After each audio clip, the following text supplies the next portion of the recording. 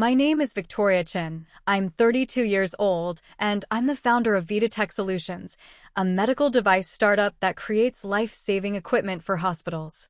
Right now, I'm sitting in bankruptcy court watching my own brother Derek testify that I stole $2 million from our family. The family lawyer is presenting documents claiming I defrauded my elderly parents out of their retirement savings. My sister Natalie sits behind me, shaking her head in fake disappointment while our cousin Bradley nods along like I'm some kind of criminal. But when the judge asks about my company name, his expression suddenly changes, and I know this nightmare is about to take a turn nobody expected. Before we dive into how my own family tried to destroy everything I built, let me know where you're watching from in the comments below.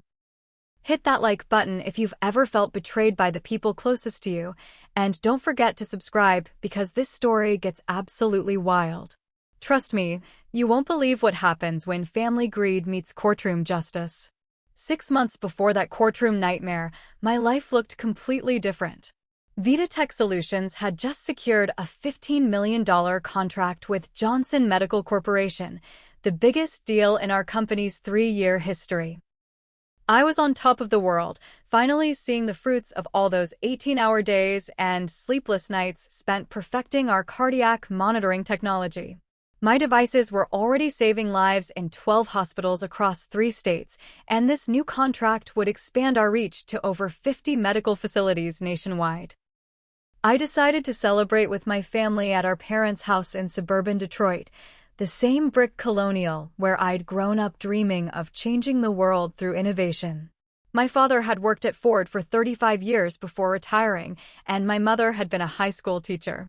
They'd always supported my entrepreneurial dreams, even when I dropped out of my MBA program to start VitaTech full-time. Walking into that familiar kitchen, smelling my mother's famous pot roast, I felt like I was finally proving their faith in me had been justified. The celebration dinner started perfectly. My parents beamed with pride as I explained how our devices would help doctors detect heart problems earlier, potentially saving thousands of lives. My younger sister Emily, fresh out of college, asked thoughtful questions about the technology. Even my brother Derek, who'd always been skeptical of my business ventures, seemed genuinely impressed. At 28, Derek worked as a sales manager at a local car dealership and had always resented what he called my fancy education and high-tech nonsense. Then I made the announcement that changed everything. "I've got some exciting news," I said, raising my wine glass. "With this new contract, we're expanding operations. I'm moving VitaTech's headquarters from the small office park to a bigger facility in Austin, Texas. The tech ecosystem there will help us grow faster, and we'll have access to better talent and funding opportunities." The room went silent. Derek's fork clattered against his plate. "Austin," he said, his voice tight. "You're abandoning Michigan? Abandoning your family?" My father's face darkened, and I could see the wheels turning behind his eyes. "Victoria," he said slowly, "we've always been here for you. When you needed support, when you were struggling to get investors, we believed in you. And now that you're successful, you just leave us behind." I tried to explain that it was purely a business decision, that I'd visit regularly, and they'd always be part of my life. But Derek had already stood up, pacing behind his chair like a caged animal. "This is exactly what I expected," he said, his voice rising. "Success goes to her head, and suddenly we're not good enough anymore. Mom, Dad, you see what's happening here, right? Your daughter thinks she's too good for her own family." My mother's eyes filled with tears, and she pressed a napkin to her face. "Sweetheart," she whispered, "we just want to be part of your life. Maybe there's a way we could all benefit from your success? After all, we sacrificed so much to help you get where you are." The guilt hit me like a physical blow. They had helped me, co-signing my first business loan when no bank would touch an unproven entrepreneur. They'd let me live at home rent-free for 6 months while I got VitaTech off the ground. My sister Natalie, who'd been quietly observing from the corner, finally spoke up. "Victoria, I've been talking to some people in the local business community. They're saying you're not as financially stable as you claim.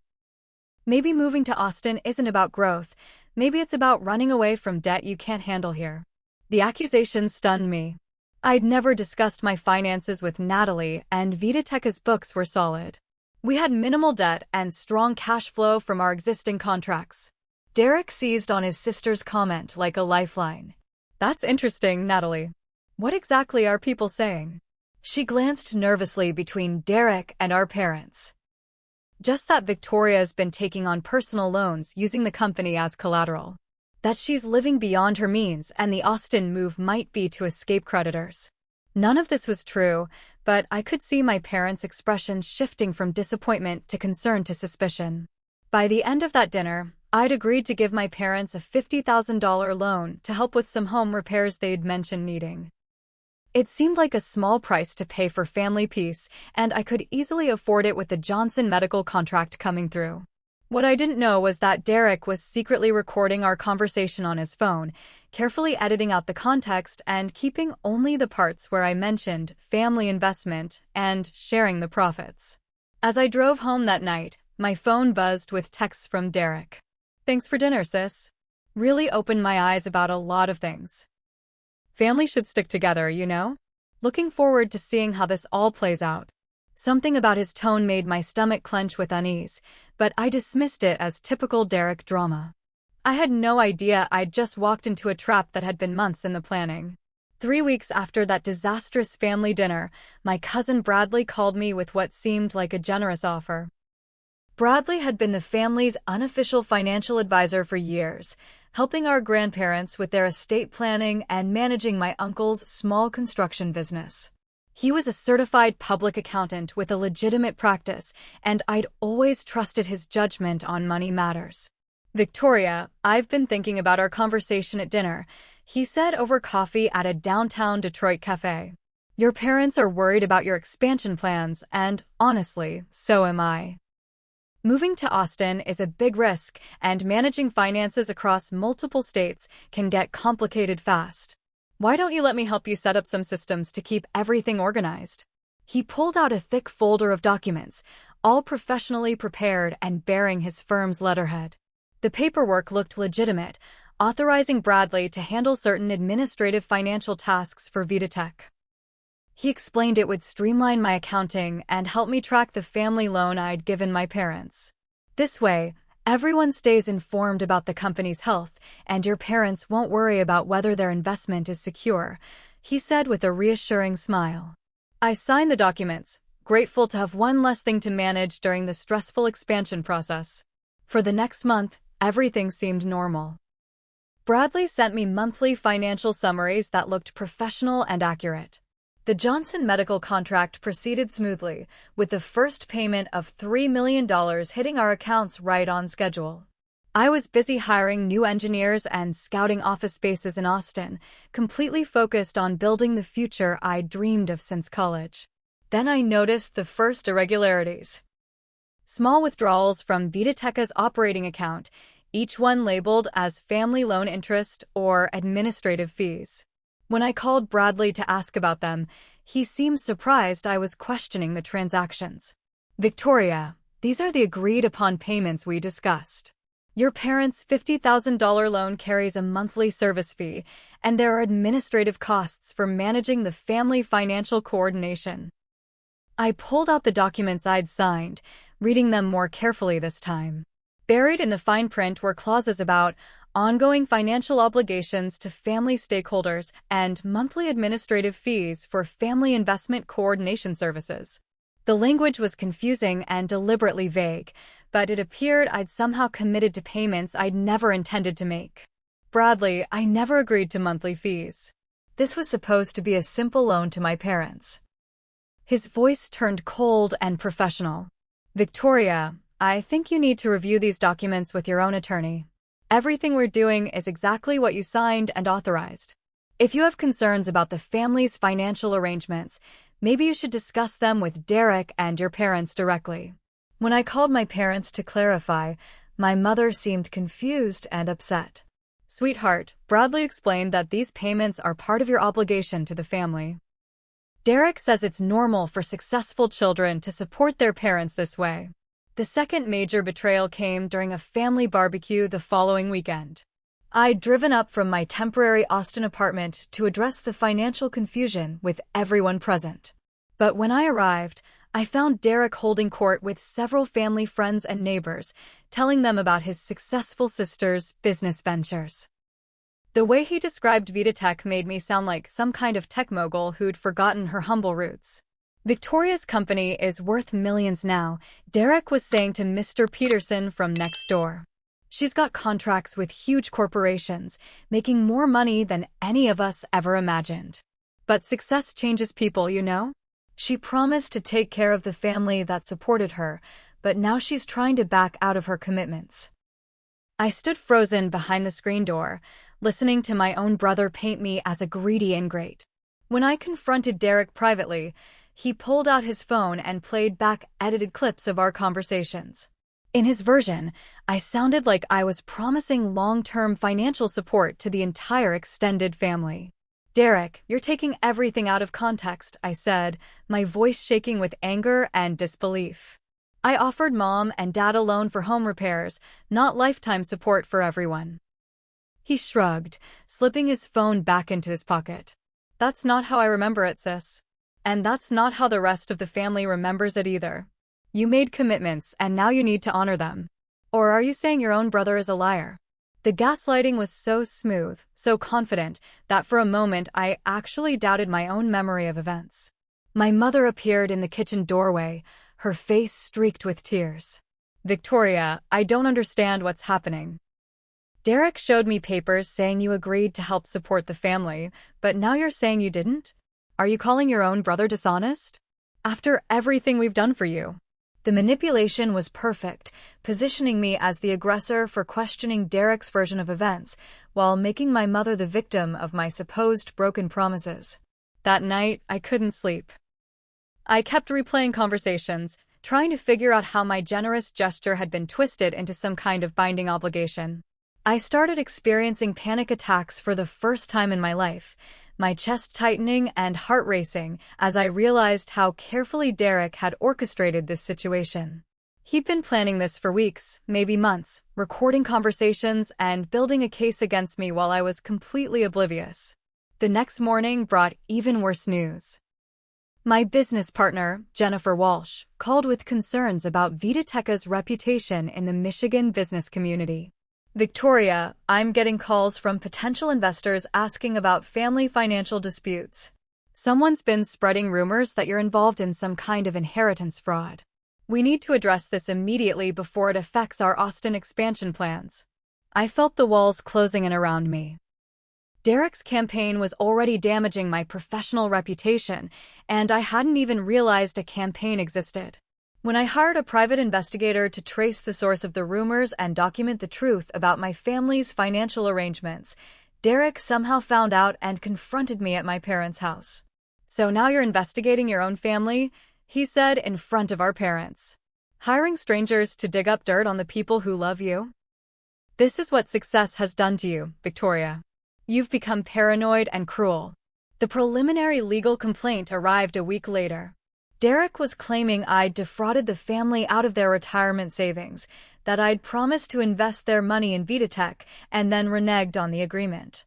The documents were professionally prepared and included sworn statements from Bradley and Uncle Richard. Reading through the allegations, I realized Derek had been building this case for over a year, carefully documenting every family gathering and conversation while I'd been innocently focused on building my business.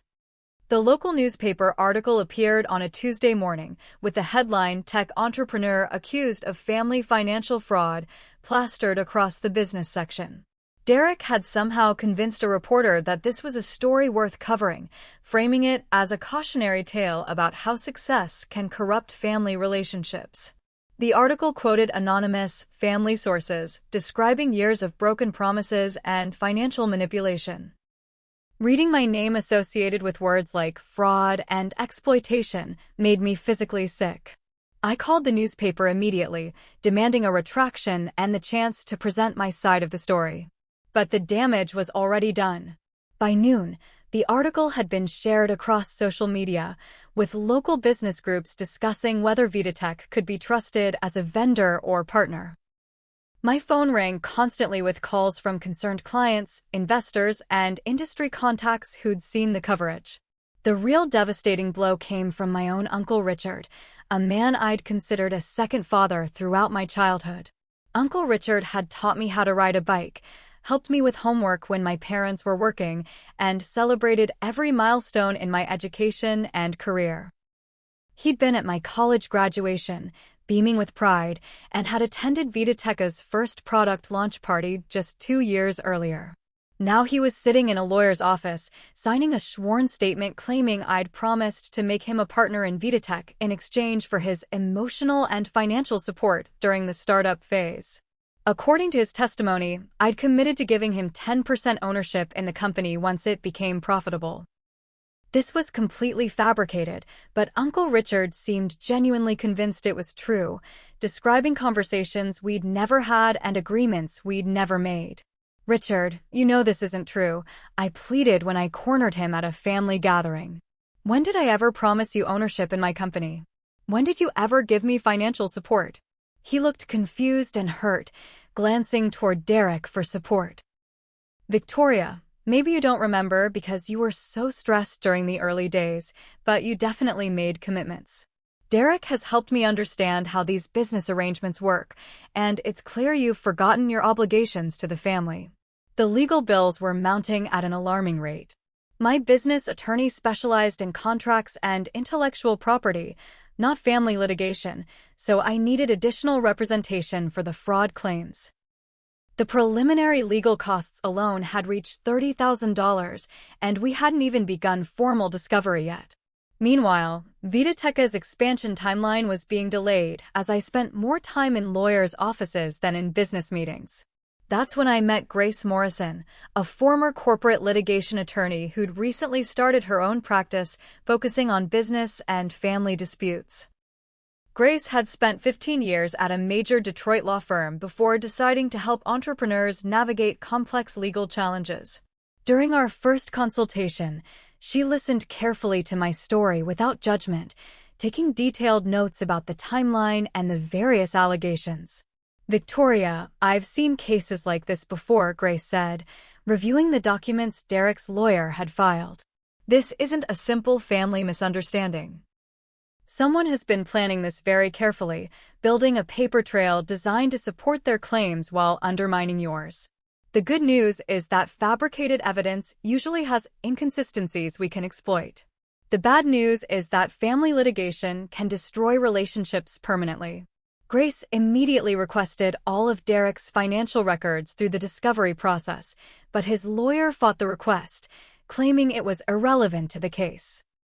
This response actually strengthened our position, since innocent parties typically don't resist financial transparency. She also hired a digital forensics expert to analyze the recorded conversations Derek was using as evidence, looking for signs of editing or manipulation. The discovery process revealed how extensive Derek's planning had been. He'd been documenting family interactions for over a year, keeping detailed notes about every conversation and gathering statements from relatives who might support his version of events. He'd also been researching similar family business disputes, apparently studying successful fraud cases to understand how to build a convincing narrative. The most shocking revelation came when Grace found emails between Derek and Bradley discussing their strategy. In one message, Derek wrote, "The key is making Victoria look like she forgot her promises because of greed, not that she never made them. People understand forgetful rich people better than lying rich people." In another, Bradley responded, "I've set up the financial documentation to support the family investment angle. As long as everyone sticks to the story, she'll have to settle or face years of litigation." But Derek's most devastating weapon was still to come. He compiled a thick folder of evidence showing my supposed pattern of financial irresponsibility and family neglect. The folder included credit reports he'd somehow obtained, photos of my Austin apartment to demonstrate my lavish lifestyle, and a timeline of family events I'd supposedly missed due to business travel. He was building a character assassination case designed to make me look like a heartless opportunist who'd exploited my family's love and support. The family lawyer, William Hartwell, was a key player in Derek's strategy.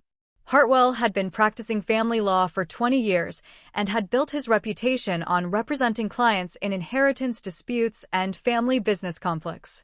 He was skilled at presenting emotional appeals to judges and juries, framing complex financial disputes in terms of family loyalty and traditional values. His opening strategy was to position Derek as the protective son trying to save his elderly parents from their daughter's greed. When Derek's demand letter arrived, requesting I sign over 30% ownership in VitaTech to resolve the family's claims, I realized the true scope of his ambition. This wasn't about getting money back for non-existent family investments. This was about taking control of the company I'd spent years building from scratch.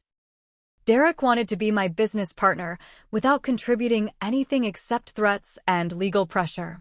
Grace Morrison became my lifeline during the darkest period of this family war. Unlike my business attorney, who specialized in contracts and corporate law, Grace understood the psychological warfare aspect of family litigation. She'd seen how manipulative relatives could weaponize love, guilt, and family loyalty to extract money and control from successful family members. "Victoria, we're not just fighting legal claims here," Grace explained during one of our strategy sessions. "We're fighting a carefully constructed narrative designed to make you the villain in your own success story." Derek has spent months positioning himself as the concerned brother protecting his elderly parents from their greedy daughter. We need to expose the truth behind his campaign while protecting your professional reputation. Grace's first move was to demand complete financial records from Derek, Bradley, and Uncle Richard going back 3 years. She suspected that Derek's motivation wasn't just jealousy about my success, but actual financial desperation that made taking control of VitaTech seem like his only way out of serious money problems. When Derek's lawyer resisted the request, claiming it was invasive and irrelevant, Grace filed a motion arguing that Derek's financial situation was directly relevant to his motivation for filing fraudulent claims. The media campaign against me escalated dramatically when Derek somehow obtained copies of my personal financial statements and leaked selected portions to local business journalists. The leaked information was taken completely out of context, showing my business expenses and investment accounts without explaining the legitimate reasons for each transaction. Headlines appeared suggesting I was hiding money from my family or living an extravagant lifestyle while ignoring my parents' needs. My business partner Jennifer was getting increasingly nervous about the negative publicity affecting VitaTech's reputation and our ability to complete the Austin expansion. During a tense phone call, she suggested that maybe I should consider settling with my family to make the problem disappear. "Victoria, I know you're in the right, but this is destroying our momentum. Potential clients are asking questions about your character, and investors are worried about legal liability. Maybe paying Derek something would be cheaper than fighting this forever." The suggestion that I should essentially pay extortion money to my own brother made me physically ill, but I understood Jennifer's business concerns. VitaTech employed 23 people whose livelihoods depended on our continued success, and we had obligations to existing clients that required stability and focus. The legal battle was consuming enormous amounts of my time and energy, leaving less attention for the actual work of running a medical device company. But Grace was uncovering evidence that made fighting back not just necessary, but potentially victorious. Her forensics expert had found clear signs that Derek's recorded conversations had been edited, with timestamps that didn't match and audio quality inconsistencies suggesting selective editing. More importantly, Grace had discovered discrepancies in Bradley's accounting records that suggested he'd been systematically stealing from multiple clients, including my elderly parents. The breakthrough came when Grace traced Bradley's financial transactions and found a pattern of unauthorized withdrawals from client accounts that he'd been covering up with falsified documentation. Bradley hadn't just been helping Derek build a case against me. He'd been stealing from our parents for over a year, taking small amounts from their retirement accounts and blaming the missing money on administrative fees and investment losses. "Victoria, this changes everything," Grace said, spreading financial documents across her conference table. Bradley hasn't just been helping Derek frame you for family financial fraud. He's been committing actual financial fraud against your parents and probably other elderly clients. Derek either knows about this and is helping cover it up, or he's being manipulated by Bradley just like everyone else. We immediately filed a motion to freeze Bradley's assets and requested an emergency audit of his accounting practice. The motion included documentation showing unexplained transfers from my parents' retirement accounts to accounts Bradley controlled, as well as evidence that he'd been charging fees for services he'd never provided. This gave us leverage to demand complete cooperation from both Bradley and Derek, since they were now facing potential criminal charges. Derek's response to our counterattack was swift and vicious. He held a press conference outside the courthouse, flanked by my tearful mother and confused-looking father, claiming that I was now trying to destroy the family's trusted financial advisor out of spite and desperation. My sister has become so desperate to avoid taking responsibility for her promises that she's now attacking the man who's been helping our family manage their finances for years, Derek told the assembled reporters. The emotional manipulation was masterful, positioning Derek as the protective son defending elderly parents from their daughter's increasingly erratic behavior. He presented himself as reluctantly forced to take legal action to protect the family from my supposed financial instability and growing paranoia. The local news coverage was devastating, showing my parents looking frail and confused while Derek confidently explained how my success had changed me and made me forget my family obligations. But Grace had prepared for this escalation, and she'd been building relationships with investigative journalists who specialized in financial fraud cases. When Derek's press conference aired, Grace immediately reached out to these contacts with documentation about Bradley's unauthorized withdrawals from elderly clients' accounts. Within 24 hours, the story had shifted from greedy daughter abandons family to family financial advisor under investigation for elder abuse. The discovery that Bradley had been stealing from multiple elderly clients created a media firestorm that completely overshadowed Derek's original claims about my supposed family fraud. Local television stations ran investigative reports about Bradley's accounting practice, interviewing other families who'd lost money through his schemes. My parents finally began to understand that they'd been victims of actual financial fraud, not beneficiaries of my success story gone wrong. Derek's desperation became obvious when he filed restraining orders against me, claiming I had threatened him and my parents during heated family arguments about the financial discoveries. The restraining orders were based on carefully selected text messages and voicemails taken completely out of context, combined with sworn statements from family members who claimed they felt intimidated by my aggressive behavior when confronting them about Bradley's theft. The timing of the restraining orders was strategically calculated to coincide with my father's 71st birthday celebration, a family gathering I'd been looking forward to after months of legal warfare. Being banned from my own father's birthday party was emotionally devastating, and Derek made sure the local community knew exactly why I wasn't there. He spread word through the neighborhood that I'd become so volatile and threatening that my own parents needed legal protection from my behavior. The public humiliation was almost unbearable. Neighbors who'd watched me grow up and had celebrated my business success now looked at me with suspicion and disappointment. Mrs. Patterson from across the street actually crossed to the other side when she saw me visiting my lawyer's office, and Mr. Johnson from the corner house shook his head sadly when our paths crossed at the grocery store. Derek had successfully turned me into the neighborhood villain, the ungrateful daughter who'd forgotten her roots and turned against her family. The most painful betrayal came from Pastor Williams at our family's church, a man who'd baptized me as a child and had given the blessing at my college graduation party. Without hearing my side of the story, Pastor Williams delivered a Sunday sermon about the dangers of material success corrupting family relationships. While he didn't mention my name directly, everyone in the congregation knew exactly who he was talking about when he described children who forget the sacrifices their parents made and let greed poison the love that raised them.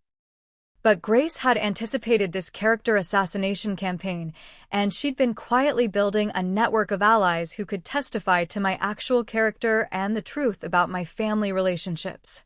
Jake Williams, my former head of engineering who'd left VitaTech to start his own consulting firm, reached out with information that changed everything about our understanding of Derek's motivations and timeline. Victoria, I never thought this was relevant before, but Derek contacted me about 6 months ago, Jake explained during a meeting at Grace's office. He said he was thinking about starting a medical device business and wanted to learn about the industry. He asked very specific questions about VitaTech's contracts, profit margins, and expansion plans. At the time, I thought he was just being a supportive brother, but looking back, he was gathering intelligence for this whole scheme.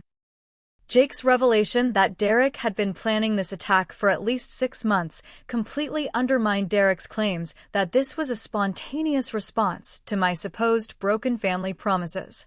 Jake also provided email records showing that Derek had asked detailed questions about how to value medical device companies and what percentage of ownership would be needed to have meaningful control over business decisions.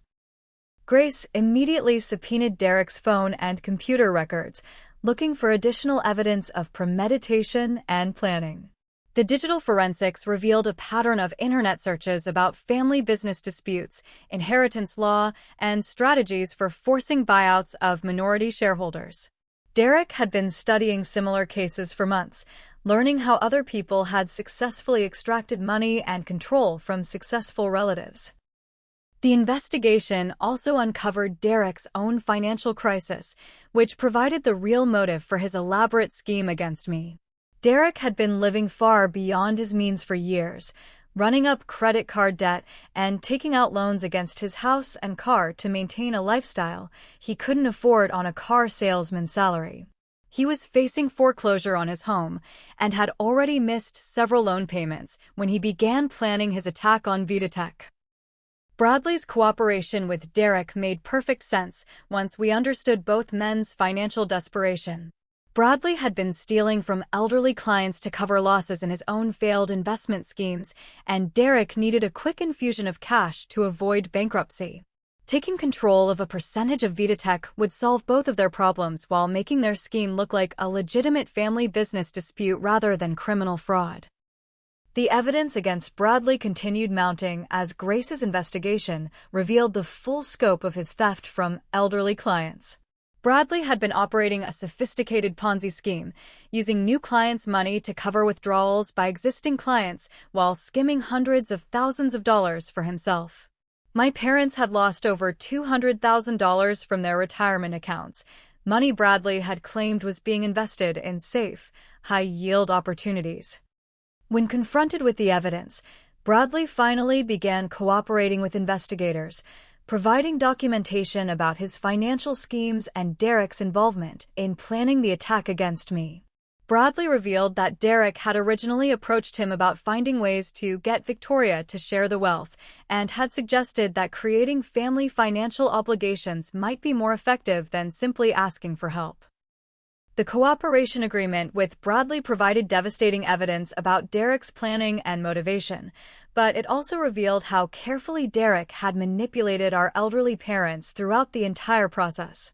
Derek had convinced them that their financial losses were due to market volatility and poor investment timing, while simultaneously building the narrative that I owed them money to compensate for their bad luck with their retirement investments.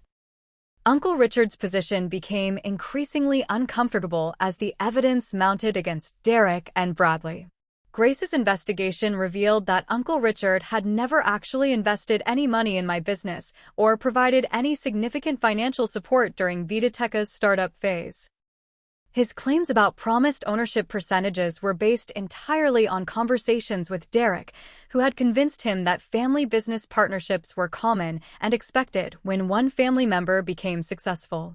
The pressure finally cracked Uncle Richard's resolve when Grace presented him with evidence that Derek had been recording their private conversations and had edited his statements to support false claims about my promises to the family. Faced with potential criminal liability for filing false statements in court, Uncle Richard agreed to withdraw his support for Derek's case and provide honest testimony about the actual timeline of events. Derek's increasing desperation led him to make a catastrophic strategic error. Faced with mounting evidence of his premeditation and Bradley's cooperation with investigators, Derek decided to claim that I was having a complete mental breakdown and needed family intervention to protect both myself and VitaTech from my supposedly erratic decision-making. This new attack involved Derek reaching out to local media with claims that my obsession with fighting the family's legitimate financial claims had made me paranoid and unstable. He provided carefully selected examples of my behavior during family gatherings, describing normal emotional responses to betrayal and fraud as evidence of psychological deterioration. Derek even suggested that my business partners should consider removing me from VitaTech's leadership to protect the company from my increasingly irrational decisions. The mental health angle was particularly insidious because it positioned Derek as a concerned brother trying to help me while simultaneously explaining away all the evidence we'd gathered about his scheme. According to Derek's new narrative, my discovery of Bradley's financial irregularities was just paranoid delusion, and my accusations against family members were symptoms of stress-induced psychological problems rather than legitimate responses to actual betrayal and fraud. Local news outlets initially gave Derek's claims significant coverage, especially since the story of a successful entrepreneur's mental breakdown made for compelling television. Derek appeared on morning talk shows and local news programs, presenting himself as the reluctant family member forced to seek public help for a sister who'd lost touch with reality. The coverage was devastating to my professional reputation, with potential clients questioning whether VitaTech could be trusted if its founder was experiencing psychological problems. But Derek's strategy backfired when Grace hired Dr. Sarah Peterson, a forensic psychologist who specialized in evaluating claims of mental instability in legal contexts. Dr. Peterson's evaluation not only confirmed my complete psychological stability, but also identified Derek's accusations as a classic example of projection and gaslighting designed to discredit a victim of financial fraud. Her report documented the sophisticated manipulation tactics Derek had used throughout the family dispute. Meanwhile, the financial investigation was revealing the true extent of Bradley's theft and Derek's knowledge of the scheme. Grace's forensic accountants had traced over $800,000 in unauthorized withdrawals from elderly clients' accounts, with a complex paper trail showing how Bradley had hidden the theft through falsified investment reports and manufactured administrative fees. The breakthrough discovery came when Grace's team found Derek's hidden offshore bank accounts in the Cayman Islands. The accounts contained over $400,000 that Derek had somehow acquired despite his modest salary and claimed financial difficulties. The money trail showed systematic deposits that coincided exactly with Bradley's theft from elderly clients, proving Derek's direct participation in the fraud scheme rather than just knowledge of it. Private investigator Maria Santos, whom Grace had hired to supplement our legal team, uncovered additional evidence of Derek's sophisticated planning for his attack against me. Maria found rental records showing Derek had leased a storage unit 18 months before filing his first legal claims, and the unit contained boxes of documents related to medical device companies, family business law, and inheritance planning strategies. The storage unit also contained audio recording equipment and transcripts of family conversations dating back over 2 years. Derek had been systematically documenting family interactions, looking for any statements he could use to support claims of financial promises or business partnerships. The transcripts showed how Derek had deliberately steered conversations toward topics that might create ambiguity about my intentions regarding family financial support. Most damaging of all, Maria found Derek's personal journal, which documented his growing resentment about my business success and his detailed planning for taking control of a percentage of VitaTech. One entry from 8 months before his first legal filing read, "Victoria thinks she's so much smarter than everyone else, but family loyalty is a weakness I can exploit. If I can make the parents believe she owes them money, she'll have to give me what I deserve from her success." Bradley's full cooperation with investigators provided the final pieces of evidence needed to understand the complete scope of the scheme.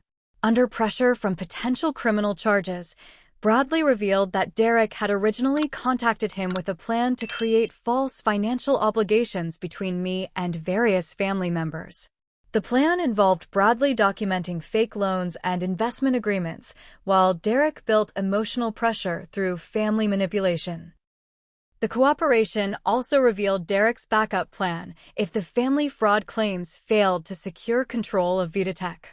Derek had been researching how to file shareholder derivative lawsuits against private companies, hoping to use any settlement or judgment from the family dispute as grounds for claiming minority ownership rights in my business.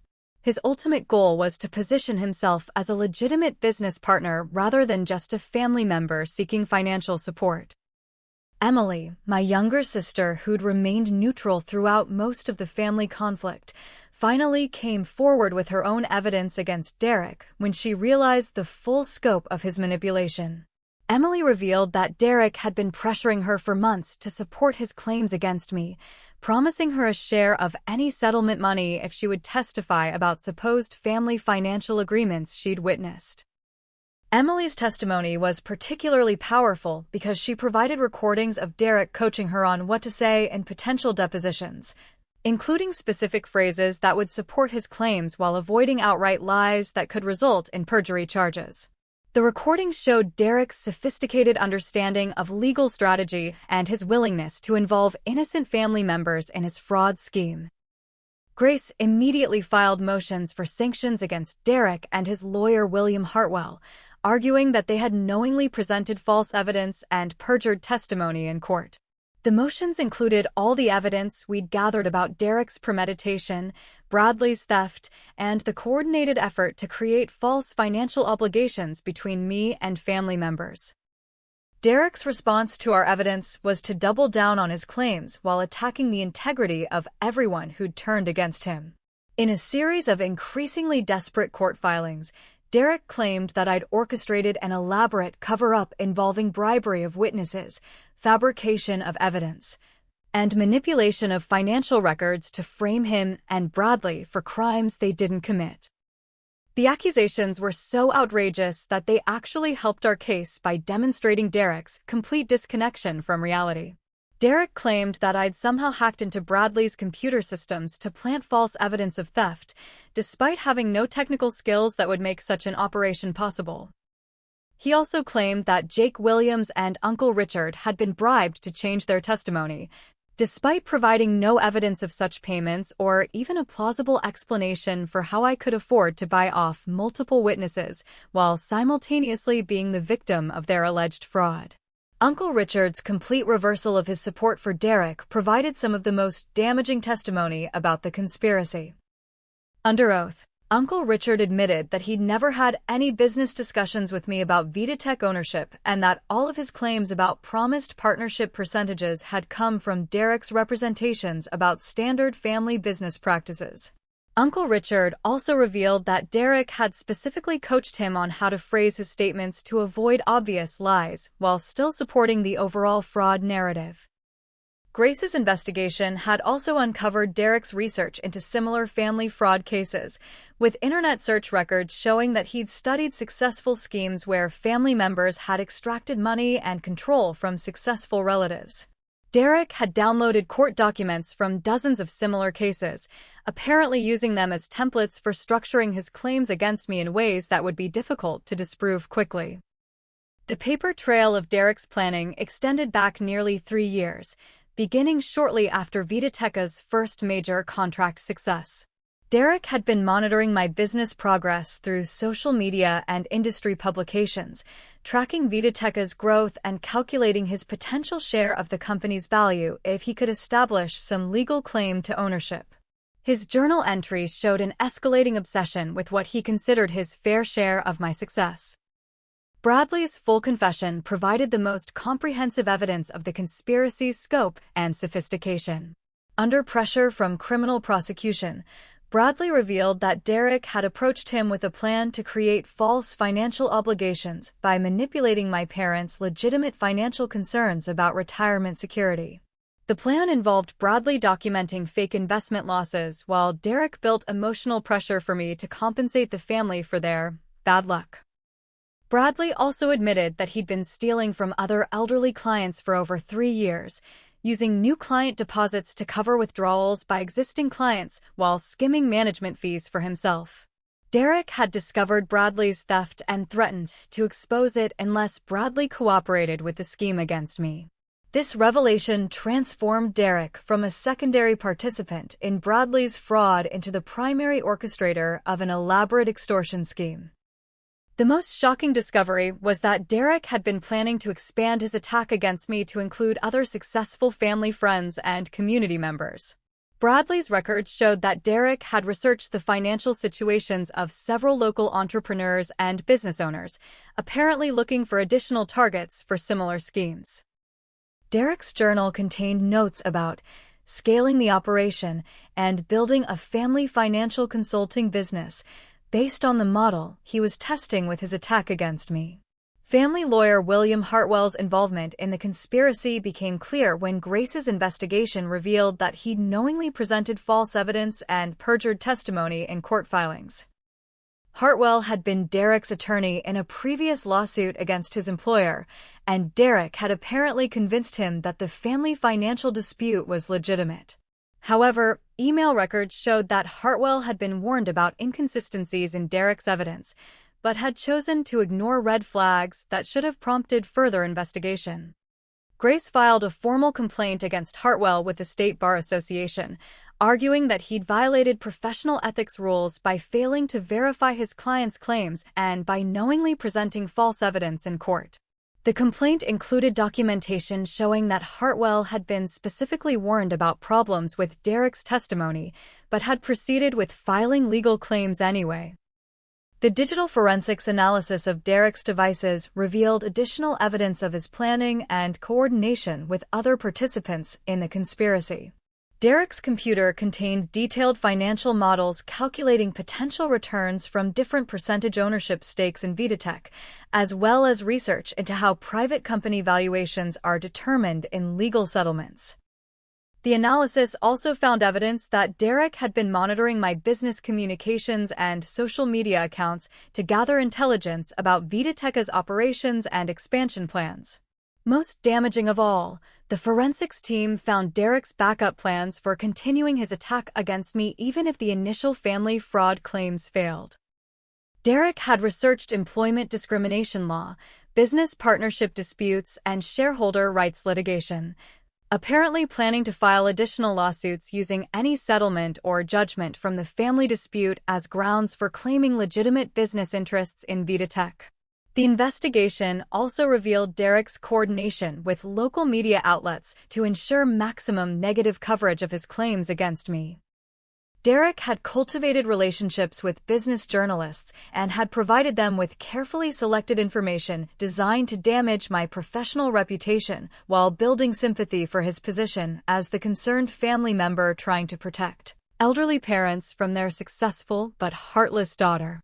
Grace's team found evidence that Derek had been recording and documenting family interactions for over 3 years, well before any legitimate family financial disputes had emerged. The recordings showed Derek deliberately steering conversations toward topics that might create ambiguity about my intentions regarding family support, while carefully avoiding any statements that would reveal his own planning or ulterior motives. The final court hearing took place on a cold Tuesday morning in downtown Detroit, with Judge Michael Crawford presiding over what had become one of the most complex family fraud cases in recent county history. Derek arrived with his remaining supporters, including my parents, who still seemed confused about the true nature of the evidence that had emerged against their son. Despite everything that had been revealed about Derek's planning and Bradley's theft, my mother still believed that some kind of family misunderstanding could be resolved with honest communication. Derek's new legal strategy was to claim that all the evidence against him had been fabricated or manipulated by me and my legal team. His replacement attorney, brought in after William Hartwell withdrew from the case under ethics investigation, argued that the digital evidence could have been planted and that the financial records showing Derek's offshore accounts were the result of identity theft or sophisticated forgery designed to frame an innocent man. The strategy was desperate and transparent, but Derek committed to it completely, testifying under oath that he'd been the victim of an elaborate conspiracy designed to cover up my actual family financial fraud. According to Derek's testimony, I'd somehow orchestrated Bradley's theft from our parents' retirement accounts, manipulated Uncle Richard and Emily into changing their stories, and fabricated years of digital evidence to support my claims of innocence. When Grace began her cross-examination of Derek, she methodically walked through the timeline of his planning, using his own journal entries and internet search records to demonstrate the premeditation and sophistication of his scheme. Derek's attempts to explain away the evidence became increasingly contradictory and desperate, with him claiming that someone else must have written in his personal journal and used his computer to research family business fraud techniques. The moment that changed everything came when Judge Crawford asked about my company's name and products. As I began explaining Vitatech's cardiac monitoring devices, the judge's expression shifted to one of recognition and emotion. "Miss Chin," Judge Crawford said, his voice carefully controlled, "your cardiac monitoring system, the Vitatech CardioGuard 3, do you know where those devices are currently being used?" I listed several hospitals that were using our equipment, including Detroit Children's Hospital. Judge Crawford nodded slowly, then made a statement that silenced the entire courtroom. "Miss Chin, 18 months ago, my 8-year-old grandson was rushed to Detroit Children's Hospital with a rare heart condition that would have been fatal without early detection. The Vitatech CardioGuard system caught the irregularity that saved his life. Your devices gave my family more time with a little boy who might not have survived without that technology." The judge's revelation transformed the entire context of the hearing, but Judge Crawford was careful to emphasize that his personal experience would not influence his legal judgment of the evidence. "This case will be decided purely on the facts and evidence presented," he stated firmly. "But I want the record to reflect that this court has a deep appreciation for the important medical work being done by Vitatech Solutions." Grace then presented the complete evidence package we'd assembled over months of investigation. The presentation included Bradley's confession and cooperation agreement, Uncle Richard's revised testimony admitting Derek's manipulation, Emily's recordings of Derek coaching her on false testimony, and the comprehensive digital forensics showing Derek's years of planning and his hidden offshore accounts containing stolen money. The financial analysis was particularly devastating, showing how Derek's deposits to the Cayman Islands accounts corresponded exactly with Bradley's theft from elderly clients' retirement accounts. The money trail was so clear and systematic that Derek's attorney struggled to present any credible alternative explanation for how Derek had acquired hundreds of thousands of dollars while claiming to be financially desperate. Bradley took the stand as a prosecution witness, providing detailed testimony about Derek's role in orchestrating the theft from elderly clients and the scheme to frame me for family financial fraud. Bradley's testimony was particularly credible because he had nothing to gain from his cooperation and was already facing criminal charges that wouldn't be reduced regardless of his testimony in this civil case. Uncle Richard's testimony was emotionally powerful as he described how Derek had manipulated him into supporting false claims about my business promises to the family. Uncle Richard admitted that he'd been confused and scared about his own financial situation, making him vulnerable to Derek's suggestions that successful family members had obligations to share their wealth with relatives who'd supported them emotionally during difficult periods. Emily's testimony about Derek's attempts to coach her into providing false testimony was particularly damaging because it showed Derek's willingness to involve innocent family members in his scheme. Emily revealed that Derek had specifically instructed her on how to phrase statements about family conversations in ways that would support his claims while avoiding obvious lies that could result in perjury charges. The most dramatic moment of the hearing came when Derek finally cracked under the weight of the evidence against him. After hours of testimony from witnesses and presentation of financial records that clearly showed his guilt, Derek abandoned his attorney's advice and launched into an emotional tirade against me, revealing the depth of his resentment and entitlement that had motivated the entire scheme. "She thinks she's better than all of us," Derek shouted, pointing at me across the courtroom. "She gets lucky with one business idea and suddenly she's too good for her own family. I worked just as hard as she did, but I didn't get the breaks, I didn't get the opportunities. She owed us something for all the support we gave her, and she was too selfish and greedy to recognize that obligation." Derek's outburst was immediately stopped by Judge Crawford, but it had already provided the clearest evidence possible of his true motivations and his belief that my success entitled him to a share of Viditeca's value. The emotional breakdown also revealed Derek's complete lack of remorse about the harm he'd caused to our family and his willingness to destroy relationships and reputations to get what he believed he deserved. My father's presence in the courtroom during Derek's breakdown was heartbreaking, as he finally understood the extent to which his son had manipulated him and stolen from his retirement savings while claiming to protect the family's financial interests. The realization that Derek had been stealing from him while simultaneously building a case against me for supposed family financial fraud was devastating to my father's trust in his own judgment about his children's characters. Judge Crawford's final ruling was comprehensive and unambiguous. Derek and Bradley were ordered to pay full restitution to all victims of their fraud scheme, including my parents' stolen retirement funds and my legal costs from defending against their false claims. Derek was also ordered to transfer ownership of his offshore accounts to a court-supervised fund that would compensate victims and prevent him from hiding assets from law enforcement. The criminal referral was immediate, with Judge Crawford forwarding all evidence to the district attorney's office for prosecution of Derek and Bradley on charges of elder abuse, financial fraud, and conspiracy to commit extortion. The judge specifically noted that Derek's attack against me constituted attempted extortion under state law, since he'd used false legal claims to try to force me to give him ownership in Viditec. Derek's 5-year prison sentence, handed down 3 months later, reflected the systematic nature of his fraud and his complete lack of remorse for the harm he'd caused to multiple families. Bradley received a 4-year sentence and was required to surrender his accounting license permanently. Both men were also ordered to pay substantial fines and were banned from providing financial services to elderly clients in any capacity. The restoration of my parents' retirement funds was emotionally significant beyond the financial impact. My father had been devastated to learn how Derek had stolen from them while claiming to protect their financial security, and recovering the money helped restore his confidence in his ability to provide for my mother during their retirement years. The recovery also allowed my parents to understand that they'd been victims rather than beneficiaries of the family's business success. Viditeca's reputation recovered quickly once the truth about Derek's scheme became public. The local business community rallied around our company, with several prominent entrepreneurs publicly supporting our expansion plans and praising our response to the family crisis.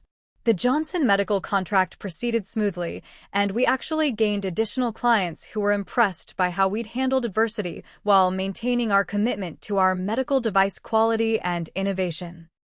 The expansion to Austin proceeded ahead of schedule, with Viditec growing to over 50 employees within 18 months of the final court judgment. The new facility allowed us to develop additional medical device products and expand our contracts with major hospital networks across the Southeast and Southwest regions.